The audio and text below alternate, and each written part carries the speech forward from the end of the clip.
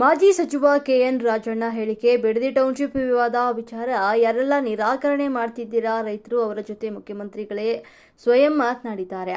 CM ಅವರೇ ರೈತರನ್ನೆಲ್ಲ ಕರೆಸಿ ಅವರಿಗೆ ತೊಂದರೆ ಏನಿದೆ ಅದನ್ನೆಲ್ಲ ಕೇಳಿದ್ದಾರೆ. ಪರಿಹಾರ ನೀಡುವ ಪ್ರಯತ್ನವನ್ನು ಕೂಡ ಮಾಡ್ತಿದ್ದಾರೆ. ಅದು ಸ್ವಾಗತಾರ್ಹವಾದಂತಹ ಕ್ರಮ. ರೈತರ ಜೊತೆ ಸಂವಾದ ಮಾಡಿ ರೈತರ ಮನವೊಲಿಸಿ ಮಾಡುವುದು ಸ್ವಾಗತ ಕ್ರಮ. ಸರ್ಕಾರ ಮತ್ತು ಪಕ್ಷಕ್ಕೆ ಡ್ಯಾಮೇಜ್ ಇದರಿಂದಾಗಿ ಆಗಲ್ಲ. ಈಗ ಬಹಳಷ್ಟು ರೈತರು ಚೆಕ್ಗಳನ್ನು ತೆಗೆದುಕೊಂಡಿದ್ದಾರೆ. ಅವರೆಲ್ಲರ ಭೂಮಿ ಅದು ಅಷ್ಟೊಂದು ಬೆಲೆಯೇ ಬರ್ತಿರಲಿಲ್ಲ. ಮತ್ತೆ ಇನ್ನೊಂದು ರೇಷಿಂಗ್ ಅನ್ನು ಕೂಡ ಆಪ್ಷನ್ ಕೊಟ್ಟಿದ್ದಾರೆ. ದುಡ್ಡೇ ಒಂದು ಅಲ್ಲ, 50% ಡೆವಲಪ್ ಏರಿಯಾ ಕೊಡ್ತೀವಿ ಅಂತ. ಆದರೆ ಸಂತೋಷವಾಗಿ ರೈತರೆಲ್ಲ ಒಪ್ಪಿದ್ದಾರೆ ಅಂತ. ಅದಕ್ಕೆ ವಿರೋಧ ಪಕ್ಷದವರು ಇರೋದು ರಾಜಕಾರಣ ಮಾಡೋದಕ್ಕೆ. ಅದರಲ್ಲಿ ಕುಮಾರಸ್ವಾಮಿ ಅವರು ಕೂಡ ಒಂದು ವಿರೋಧ ಪಕ್ಷದ ಭಾಗ. ಅದರಿಂದಾಗಿ ಸರಿ ತಪ್ಪು ಅಂತ ಹೇಳಿ ನಾವು ಆಡಳಿತ ಪಕ್ಷದವರು ಹೇಳೋಕೆ ಆಗುತ್ತದ. ವಿರೋಧ ಪಕ್ಷದವರು ಅದು ಅವರ ಕೆಲಸ ಮಾಡ್ತಾರೆ. ನಾವು ಆಡಳಿತ ಪಕ್ಷದವರು ನಮ್ಮ ಕೆಲಸವನ್ನು ನಾವು ಮಾಡ್ತೀವಿ. ಈಗ ಚರ್ಚೆಗೆ ಹೋದ್ರೆ ಇವರು ಕಡೆಯನ್ನು ಜನ ಬರ್ತಾರೆ, ನಮ್ಮ ಕಡೆಗೂ ಕೂಡ ಜನ ಬರ್ತಾರೆ. ಲಾ ಆ್ಯಂಡ್ ಆರ್ಡರ್ ಸಮಸ್ಯೆಯಾಗಿ ಜನಗಳಿಗೆ ತೊಂದರೆ ಆದ್ರೆ ಹೊಣೆ ಯಾರು ಅಂತ ಕೇಳಿದ್ರು. ಅದೇ ಜನರ ಮುಂದೆ ನಾವು ಕೂಡ ಶೋ ಮಾಡೋಕೆ ಹೋಗಿಲ್ಲ. ಅಲ್ಲೇನೂ ಕೂಡ ಅಹಿತಕರ ಘಟನೆ ಆದರೆ ಯಾರು ಜವಾಬ್ದಾರು ಅದಕ್ಕೆ ಅಂತ ಹೇಳಿದ್ರು. ಅದರ ಹೊರತು ನಮ್ಮ ವೈಯಕ್ತಿಕ ಪ್ರತಿಷ್ಠೆಗಳಿಂದ ಜನರಿಗೆ ಅನಾನುಕೂಲ ಆಗಬಾರದು ಅಂತ ಸ್ಪಷ್ಟನೆ ನೀಡಿದ್ದಾರೆ.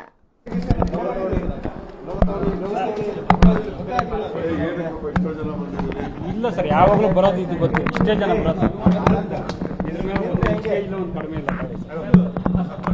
ಅಭಿಮಾನ ನಿರಂತರವಾಗಿರ್ಲಿ. ಬಿಡದಿ ಟೌನ್ಶಿಪ್ ವಿಚಾರದಲ್ಲಿ ಅಲ್ಲಿ ರೈತರು ಪ್ರೊಟೆಸ್ಟ್ ಮಾಡ್ತಾ ಇದ್ದಾರೆ.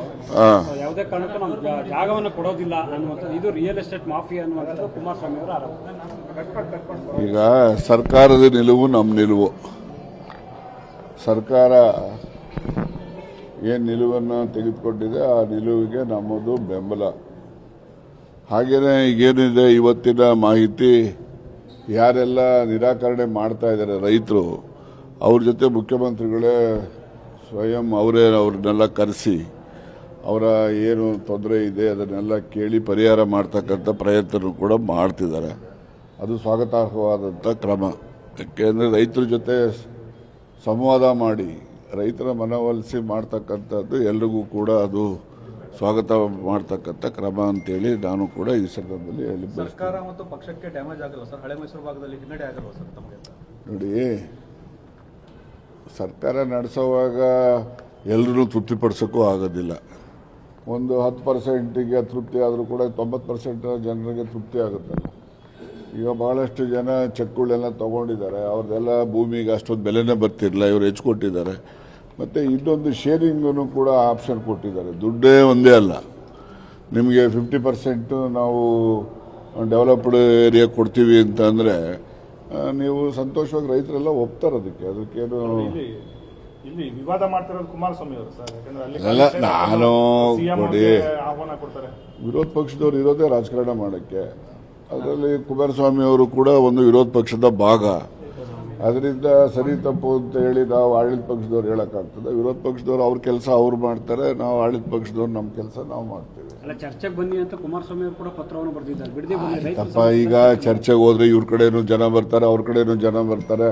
ಅಲ್ಲಿ ಲಾ ಆ್ಯಂಡ್ ಆರ್ಡರ್ ಜನಗಳಿಗೆ ಇದು ತೊಂದರೆ ಆದರೆ ಯಾರಿಗ್ರಿ? ಅವ್ರ ಕಡೆಯವ್ರಿಗನ ಆಗಲಿ ಇವ್ರ ಕಡೆಯವ್ರಿಗನ ಆಗಲಿ ನಮ್ಮ ಜನಗಳಿಗೆ ತಾನೇ ತೊಂದರೆ ಆಗೋದು. ಆ ಥರದ್ದು ಪರಿಸ್ಥಿತಿ ಸೃಷ್ಟಿ ಮಾಡ್ತಕ್ಕಂಥ ಪ್ರಯತ್ನ ಮಾಡಬಾರ್ದು. ಬೇಕಾದರೆ ಮಾಧ್ಯಮದವ್ರ ಮುಂದೆ ಒಂದು ಎಲ್ಲರೂ ವಿಧಾನಸೌಧದಲ್ಲಿ, ಯಾವುದೇ ವಿಧಾನಸೌಧ ಆಗಲಿ ವಿಕಾಸಸೌಧ ಆಗಲಿ, ಒಂದು ಯಾವುದಾದ್ರು ಕಾನ್ಫರೆನ್ಸ್ ಹಾಲಲ್ಲಿ ಮಾಧ್ಯಮದವ್ರ ಮುಂದೆ ಚರ್ಚೆ ಮಾಡಲಿ. ನೀವು ಮಾಧ್ಯಮದವ್ರ ಮುಂದೆ ಚರ್ಚೆ ಮಾಡಿದ್ದು ಜನರಿಗೆ ಮುಟ್ಟೋದಿಲ್ವಾ? ಅದನ್ನು ಜನರ ಮುಂದೆನೇ ನಾವು ಶೋ ಮಾಡೋಕೆ ಹೋಗಿ ಅಲ್ಲೇನೋ ಅಹಿತಕರ ಘಟನೆ ಆದರೆ ಯಾರು ಜವಾಬ್ದಾರಿ ಅದಕ್ಕೆ?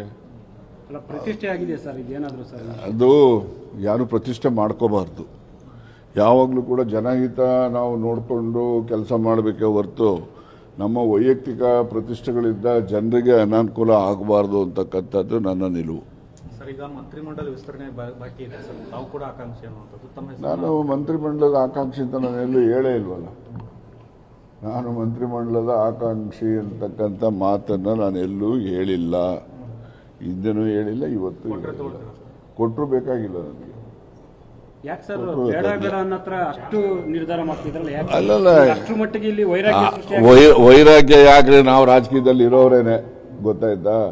ರಾಜಕೀಯ ಬಿಟ್ಟೇನು ಮಾಡೋದಿಲ್ಲ. ಆದರೂ ಕೂಡ ಏನು ಮಂತ್ರಿ ಕೆಲಸ ನಾನು 2 ವರ್ಷ ಮಾಡಿದ್ದೀನಿ, ಪ್ರಾಮಾಣಿಕವಾಗಿ ಮಾಡಿದ್ದೀನಿ, ದಕ್ಷತೆಯಿಂದ ಮಾಡಿದ್ದೀನಿ, ಜನಪರವಾಗಿ ಮಾಡಿದ್ದೀನಿ, ಗೊತ್ತಾಯ್ತಾ. ಅದರಿಂದ ನನಗೇನು ಸಾಕು. ಎಷ್ಟು ಸರಿ ಮಂತ್ರಿ ಆದರೂ ಮಾಜಿ ಮಂತ್ರಿನೋ ಹೆಸರೇನು ಹೋಗಲ್ವಲ್ಲ. ಬೇರೆಯವ್ರಿಗೆ ತ್ಯಾಗ ಮಾಡ್ತಿದ್ದೀರಾ ಸರ್? ತ್ಯಾಗನೂ ಇಲ್ಲ ರೀ. ತ್ಯಾಗ ಮಾಡೋಕ್ಕೆ ನಮ್ಮ ಅಪ್ಪನ ಮನೆ ಆಸ್ತಿನ? ಜನ ಕೊಡೋ ಅಧಿಕಾರ ಅದು. ಶಾಸಕ ಆಗೋದು ಜನ ಕೊಡೋ ಅಧಿಕಾರ.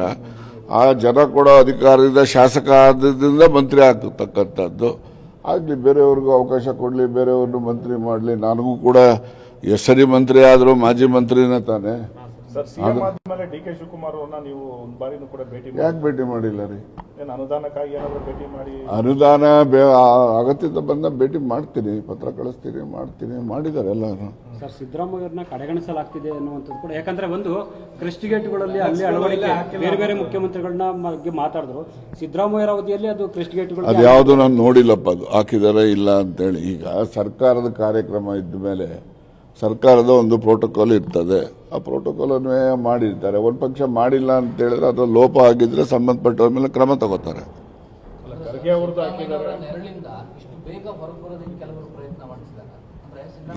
ನೋಡಿ, ಬೇರೆಯವ್ರ ಪ್ರಶ್ನೆ ನನಗೆ ಗೊತ್ತಿಲ್ಲ.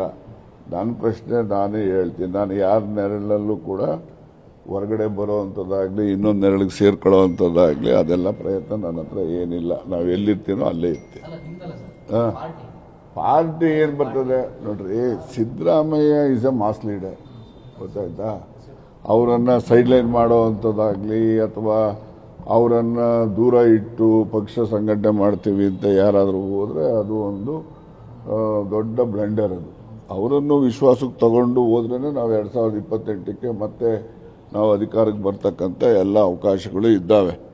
ಜನ ಹೇಳ್ಕೋಬೋದು ಬೇರೆಯವರು ಬೆಂಗಳೂರು ಸಿಟಿನಲ್ಲಿ ಹಂಗಾಗೋಗಿದೆ, ಹಿಂಗಾಗೋಗಿದೆ, ಹಾಗಾಗ್ತದೆ, ಹೀಗಾಗ್ತದೆ ಅಂತೇಳಿ. ಏನೂ ಆಗಲ್ಲ. ಈಗೆಲ್ಲ ಕಾರ್ಪೊರೇಷನ್ ಎಲೆಕ್ಷನ್ ಬರ್ತದಲ್ಲ, ನೋಡಿರೋ ನೋಡಿ. ಸಿದ್ದರಾಮಯ್ಯವ್ರನ್ನ ನೇಪಥ್ಯಕ್ಕೆ ಸೇರ್ಸಕ್ ಆಗಲ್ಲ, ಅವ್ರು ಮಾಸ್ ಲೀಡರ್ ಆಗೋದಿಲ್ಲ. ನೋಡಿ, ಯಾರೆಲ್ಲ ಜನ ಇದ್ದಾರೆ, ಜನ ಯಾರಿಂದ ಇದ್ದಾರೆ ಅವರನ್ನ ಯಾವತ್ತೂ ಕೂಡ. ಈಗ ಹಿಂದೆ ಕಿಸ್ಸಾ ಕುರ್ಸಿ ಕೇಸಲ್ಲಿ ಇಂದಿರಾ ಗಾಂಧಿ ಅವ್ರನ್ನ ಜೈಲಿಗೆ ಹಾಕ್ಬಿಟ್ರಪ್ಪ. ಜೈಲಿಗೆ ಹಾಕ್ತಿದ್ದಂಗೆ 79 ಪಾರ್ಲಿಮೆಂಟ್ ಎಲೆಕ್ಷನ್ ಬಂತು, ತಿರುಗಿ ಎಲ್ಲ ಅಧಿಕಾರಕ್ಕೆ ಬಂದೇ ಬಿಟ್ರು. ಜೈಲಿಗೆ ಹಾಕಿದ್ದು ಯಾವಾಗ? 1978 ನವೆಂಬರ್ ತಿಂಗಳಲ್ಲಿ ಹಾಕಿದ್ರು. 79ಗೆ ಅಧಿಕಾರಕ್ಕೆ ಮತ್ತೆ ಬಂದು ಪ್ರೈಮ್ ಮಿನಿಸ್ಟರ್ ಆಗೋದು. ಹಾಗಾಗಿ ಮಾಸ್ ಲೀಡರ್ಸ್ಗೆ ಯಾರು ಕೂಡ ಅವರ ಒಂದು ಶಕ್ತಿನ, ಅವರ ಒಂದು ಪಾಪ್ಯುಲಾರಿಟಿನ ತುಳಿಲಿಕ್ಕೆ ಸಾಧ್ಯ ಆಗುತ್ತೆ. ಸರ್, ಈಗ ಉಗ್ರಪ್ಪನವರು ಒಂದು ಮಾತು ಹೇಳಿದ್ದಾರೆ ಸರ್, ಪ್ರಾಮಾಣಿಕರಿಗೆ ಮತ್ತು ನಿಷ್ಠಾವಂತರಿಗೆ ಮಂತ್ರಿ ಸ್ಥಾನ ಕೊಡಬೇಕು, ಆಯ್ತು, ಅವ್ರು ಹೇಳಿದ್ದಾರೆ. ಅವರ ಅನಿಸಿಕೆಗೆ ನಾನು ಅದ್ರ ಬಗ್ಗೆ ನಂದೇನು ಪ್ರತಿಕ್ರಿಯೆ ಇಲ್ಲ.